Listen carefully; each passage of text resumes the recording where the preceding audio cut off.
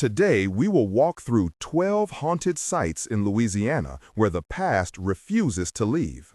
In the heart of the Bayou and the oldest quarters of New Orleans and beyond, these places have recorded stories since the late 1800s and earlier.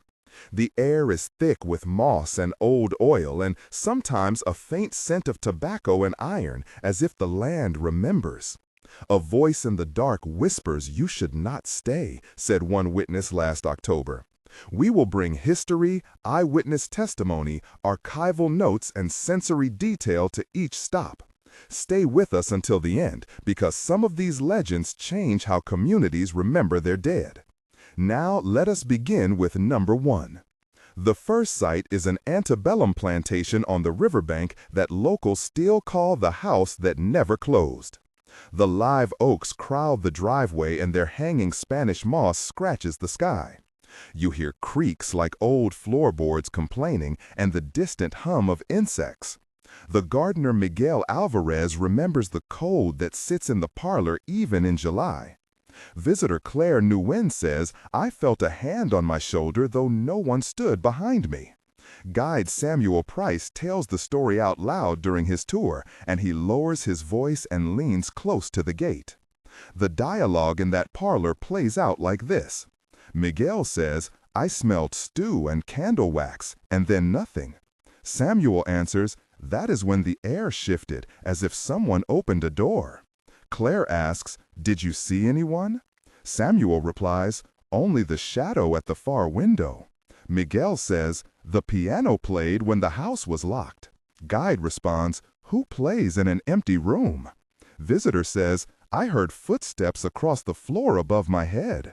Samuel says, "No one sleeps upstairs anymore." Claire asks, "Why do you keep the lights on then?" Miguel answers, "Out of respect and because sometimes they need light." This exchange repeats on every tour, and the group listens as if each voice might summon the history back. The backstory of this house stretches back to the late 18th century when a merchant family built a white-columned home beside the river. Records show births, deaths, and a smallpox quarantine in 1823, followed by contested wills and a court case from 1854. The plantation hosted a small infirmary during wartime, and the estate ledger lists names of enslaved workers and their roles. In court documents and in a local newspaper article from 1867, there is mention of unexplained fires and a woman named Eliza who refused to leave her chamber at night. Locals say she was seen in a green scarf near the nursery. The archival paper trail is thin and painful, but present. For survivors in the modern day, the site is managed by a historical trust, which balances tours with memorials. Samuel Price conducts visits with an emphasis on the documented record and on respect for the lives lost on that soil. The textures here are layered. You taste the iron of old nails in the mouth as if history is metallic. You feel the humidity cling like a wet shawl. You hear distant riverboats and the moan of wind through shutters. You see faded wallpaper and a tarnished mirror that reflects a face a beat late. The backstory continues in the ledger of the trust and in oral histories collected by Rosa Boudreau, who recorded testimonies in 1999 and 2003, and the combined backstory is a web of grief, profit, and unresolved farewells. We leave the plantation and move to the Old City Cemetery, noted on municipal maps as number 1. This cemetery is publicly documented from 1799 and holds above-ground tombs and family vaults. The stonework smells faintly of mildew and crushed thyme that visitors bring as offerings. Thomas LeBlanc, the guide there, says, "You cannot take a step without stepping over a story." A local historian, Dr. Helen March, recounted in an interview the presence of offering marks, 3 X's carved into one tomb that some say warded off a curse. Dialogue at the gates goes on like this. Thomas says, "Watch your footing, the stones are uneven and the spirits do not like noise." Dr. March answers, "They are memories, not monsters." Visitor says, "I heard a child sing near the iron gate." Thomas replies, "The child is part of a funeral procession from a century back." Dr. March says, "Evidence exists in the parish register." Visitor asks, "Were they victims of an epidemic?" Thomas answers, "Yes, and also of neglect in a forgotten decade." Officer James Carver once responded to a call about a fainting tour group, and he told reporters, "I felt a pressure on my chest like hands pressing." The third site is a narrow corner tavern and restaurant in the French Quarter where staff keep a place at the bar for an invisible regular.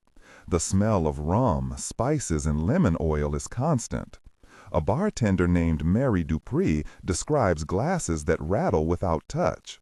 The dialogue at closing time goes like this.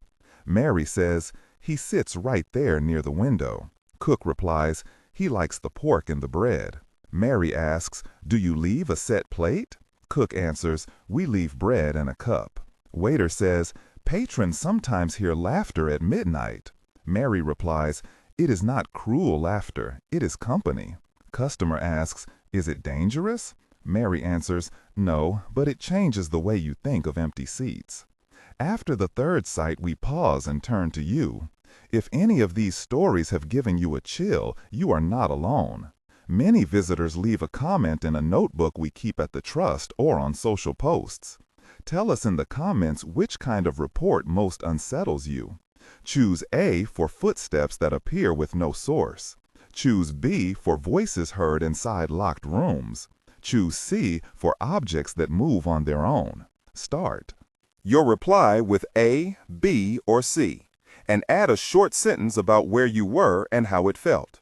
Your replies help researchers identify patterns and help us plan future visits with sensitivity. They build a community of people who keep memory alive. Now we continue. The fourth site is an abandoned schoolhouse on the outskirts of town with peeling paint and a bell that no longer rings. The school opened in 1902 and served generations until it closed in 1968. Local teacher Ellen Fournier reports chalkboard writing appearing in the morning with no teacher present. The mood is dusty chalk and cold wood. A tension builds when a night research team tried to capture audio. The recorded exchange is short and urgent. Ellen says, "Who is there?" Technician says, "We hear breathing on channel 2. Ellen asks, "Did the door just close by itself?" Technician replies, "Yes, the latch fell and the lights went." Technician says, "We need to leave now." Ellen answers, "Not without the recorder." Technician replies, "The recorder is gone." That moment of tension lasted through an hour of silence, and then a faint lullaby in a child voice echoed down the hallway. The moment of tension here is not spectacle, it is a confrontation with memory. And the sound of a lullaby taps into loss. The texture of old varnish and the sour smell of school books lingers, and visitors report nausea as if they have swallowed the building. The fifth site is a theater built in 1927 with a gilded ceiling and seats that still fold like hands. It hosts tours and occasional night screenings, and a longtime usher named Harold keeps a ledger of strange seat changes. The theater smells of dust and stage makeup and sometimes of smoke, though no fire is present. Sixth is a riverside warehouse used as a hospital tent during conflict and later converted into a museum. Curators report cold drafts on the second floor where there should be none, and a relic chest that opens hours after being locked. A volunteer named Rosa Boudreau described a metallic tang in her mouth and a pressure in her shoulders. The seventh site is a small parish church with a bell tower and a rumor of a nun who never left the choir loft. The church records from 1845 to 1910 show a sister named Agnes linked to burial entries and acts of charity. The eighth site is a once lavish hotel whose lobby hosts late-night piano music with no pianist. Hotel staff, including concierge Thomas LeBlanc and manager Claire Nguyen, follow strict procedures. They leave a candle in the lounge out of habit. The ninth site is a municipal auditorium with legend of a cast member who failed during a performance and whose footsteps are heard backstage. A technician, Miguel Alvarez, sworn to the crew, keeps a geometry of shadows in his notes and insists the same footsteps are recorded every decade. The 10th site is a mansion. 2 apartments that was a station on the old shipping line. The most intense account is recorded here, and our dialogue there is extended. Tenant Mary Dupree says, "I wake to someone humming my name." Neighbor says, "I have found doors open that I closed." Caretaker Miguel says, "The attic light blinks though the breaker is off." Historian Dr. Helen March asks, "What does the ledger say about that room?" Caretaker answers, "It belonged to a man named Julian who died in 1893. Neighbor asks, "Was he violent?" Tenant says, "There are scratch marks behind the wallpaper." Guide Samuel Price asks, "Do you think he is angry?"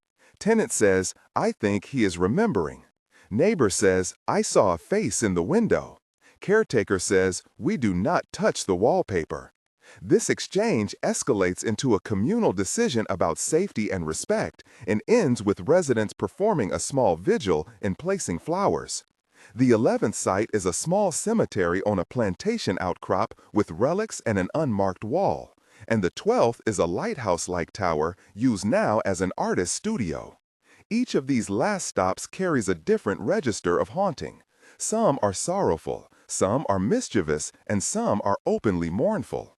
We include several backstories snaked through these locations. One backstory centers on a woman recorded as Eliza who appears in multiple oral histories across 3 sites.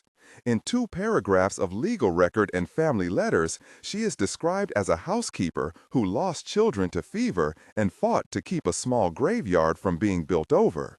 The papers show petitions from her hand, her signature faint on a petition in 1864, and a diary entry where she wrote, "I will not go until they forgive me."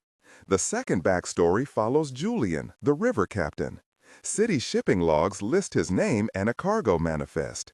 He was implicated in a dispute over wages and died after a fall on a rain-slick deck.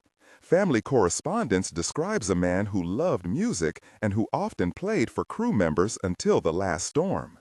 The third backstory concerns a teacher whose name appears in school ledgers and who is remembered by a single poem carved into a desk. That teacher organized relief during an epidemic and left a testament asking that the school remain open to all children. Each of these backstories is rooted in records and memory, and they fold into the living reports we hear today. There are 3 specific moments of tension that demand attention. The first occurred at the plantation where the piano played for 20 minutes, though the house was locked. Witnesses describe a crescendo of notes, then silence, and a single sob that did not belong to any living visitor. The second moment happened in the schoolhouse when a recorder vanished and a lullaby echoed. The third unfolded in the mansion when residents found fresh scratch marks and photos misplaced. Each of these moments lasted as a tight scene of dread and decision where people had to choose between leaving or staying to document what they heard. They were not frivolous events. They were confrontations with grief and with artifacts that connected to human suffering. Along the way, we named those who helped preserve these sites. Samuel Price and Thomas LeBlanc guide. Mary Dupree and Harold maintain. Rosa Boudreau and Claire Nguyen record testimony. Miguel Alvarez and Officer James Carver have intervened. Dr. Helen March consults the archives, and Ellen Fournier collects oral history. Their voices appear across records and interviews and help create a framework where legend meets documentation. Investigations have included audio collection, note-taking, archival research, and respectful rituals when appropriate. None of these procedures are meant to provoke. They are meant to preserve and to acknowledge. Many communities in Louisiana have chosen to memorialize what happened on their soil with plaques, with vigils, and with tours that include information about enslavement and displacement. We approach each story with empathy and with respect for descendants and for victims. 1 month later, communities changed how tours were conducted at several sites. Volunteers organized a remembrance at the plantation, and the parish added a plaque to the cemetery acknowledging families whose names were omitted for decades. 3 months later, a local history society published a set of transcriptions from the old ledgers, and attendance at guided tours increased as people came to see and not to sensationalize, but to learn. 6 months later, a preservation project received funding and began repairs on fragile tombs and rotting pews, and several sites added an oral history kiosk where visitors can record their impressions and where researchers can collect data on sensory reports. These follow-ups show how legend can lead to care and how communities can redirect curiosity into preservation. If these stories moved you and you want to follow more investigations, subscribe to the channel. By subscribing, you join a community that values research, testimony, and respectful storytelling. Leave a comment with A, B, or C and a short note about where you heard or felt something similar. Your memories help build a map of living history. Until the next time, remember that these places are not attractions alone. They are places of memory that sometimes speak. The past in these sites is not silent. It waits for someone to listen.